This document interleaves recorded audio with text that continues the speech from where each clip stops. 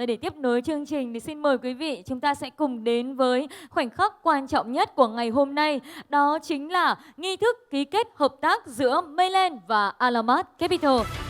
Vâng quý vị thân mến, ngay trên sân khấu của chúng ta ngày hôm nay đang là khoảnh khắc ký kết giữa hai nhà lãnh đạo của Alamat Capital và Maylen.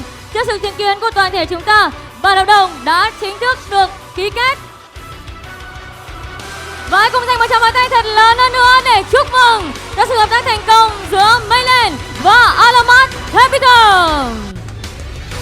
Ladies and gentlemen, the agreement was officially signed under our witnesses. Và xin được mời hai vị đại diện của chúng ta sẽ cùng trao đổi bản hợp đồng dành cho nhau. And our representatives please switch the contract to each other to sign the cooperation contract.